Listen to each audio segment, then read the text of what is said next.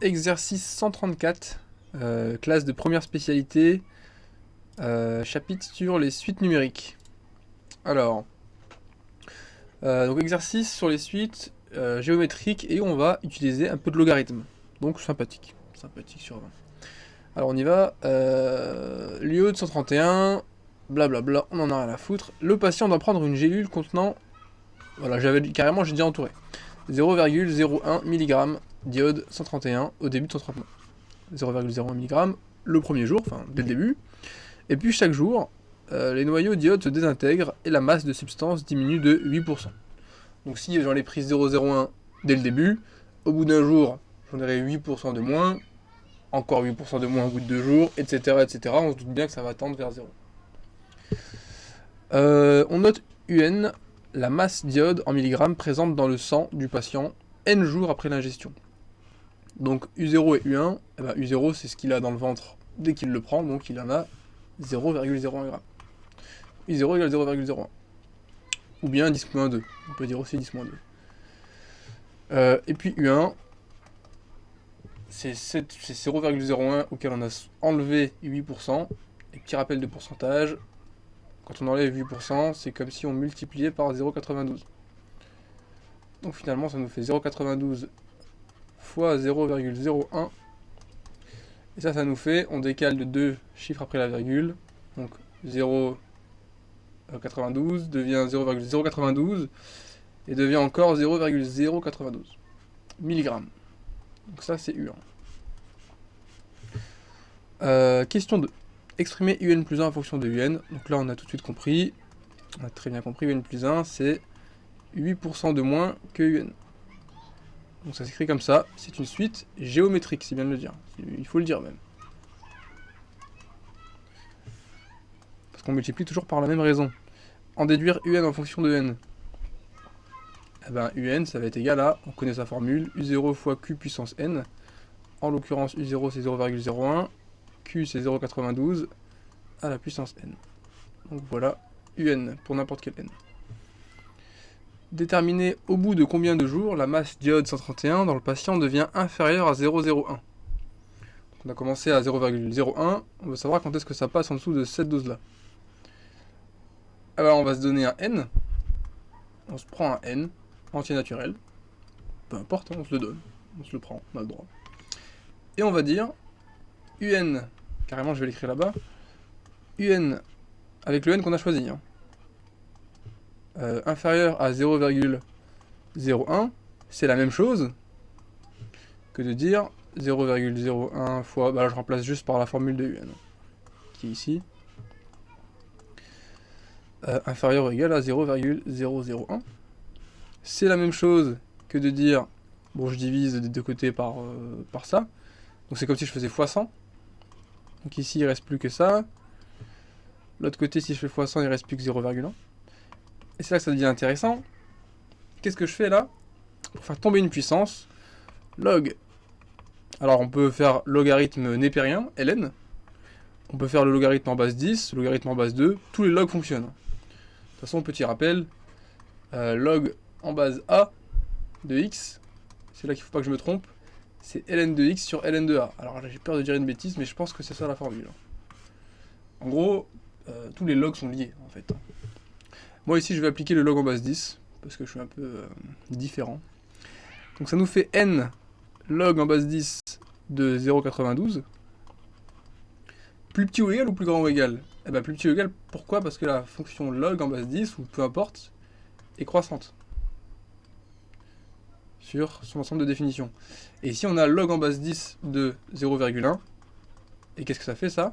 Bah, c'est log en base 10 de 10 puissance moins 1, et bah du coup ça fait moins 1.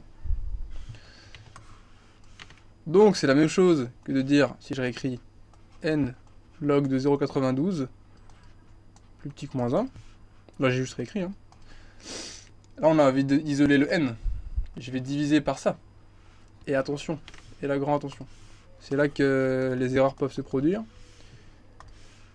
Certes, on va diviser par ça, mais aïe aïe aïe aïe aïe aïe aïe, c'est pas plus petit, c'est plus grand ou égal. Plus grand que moins 1 sur log. Pourquoi plus grand? Parce que quand on a des inégalités et que je multiplie ou que je divise par quelque chose de négatif, ça change le sens de l'inégalité. Bah oui. Si vous avez 2 fois moins 1, ça fait moins 2. Hein. Moins 2 c'est plus grand que moins 3, on est d'accord. Si je divise par moins 1 des deux côtés, là j'ai 2. Donc je divise par moins 1. Là j'ai 2. Là j'ai 3. Ah bah, ça marche plus. Donc là attention à pas faire l'erreur. Et donc voilà, ça nous fait du coup n doit être au minimum plus grand que ce merdier qui vaut combien? Je l'avais calculé tout à l'heure. Qui vaut 27,6 à peu près. Je prépare mes exercices quand même. Or n est un nombre entier, donc si il est plus grand que 27,6, on va prendre un peu de marge, on va dire, pour n plus grand ou égal à 28, donc au bout du 28e jour, la dose est inférieure à 0,01. Voilà. Dernière question, c'est celle-ci.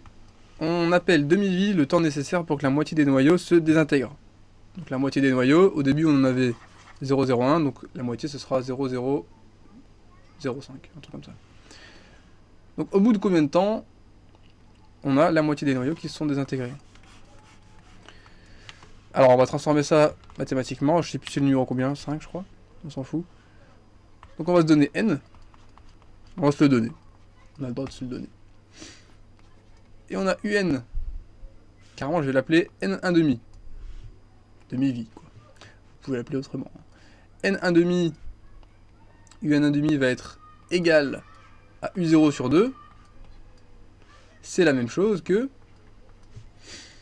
0,01 fois 0,92 à la puissance n1 demi égale à donc u0 c'était 0,01 je crois sur 2, on peut diviser par 0,01, c'est la même chose que du coup je vais passer au log en base 10 aussi hein, parce que je suis un petit fifou. Alors log en base 10 ça va pas être intéressant là, je vais faire log en base e, donc le logarithme népérien quoi. Oui parce que du coup log en base e c'est le logarithme népérien en cas où.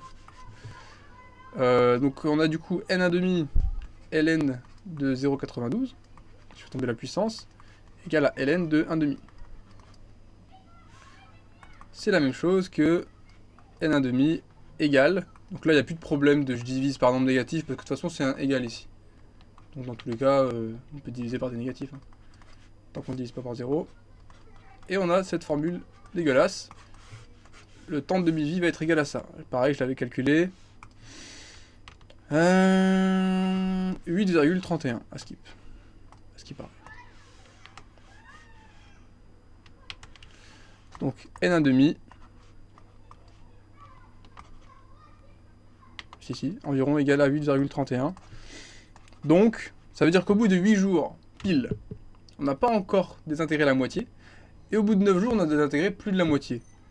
Donc, à mon avis, bon, il aurait fallu un peu plus de détails sur l'interprétation, mais 1,5 égale 9 jours, hein, à mon avis. Hein. Si on parle en discrétisation. Et ben voilà, c'est bon pour l'exo, je pense. Hein. Donc voilà, attention au log, hein. C'est piégeux, hein, attention. Hein. Petit rappel, vite fait, allez, pour le plaisir.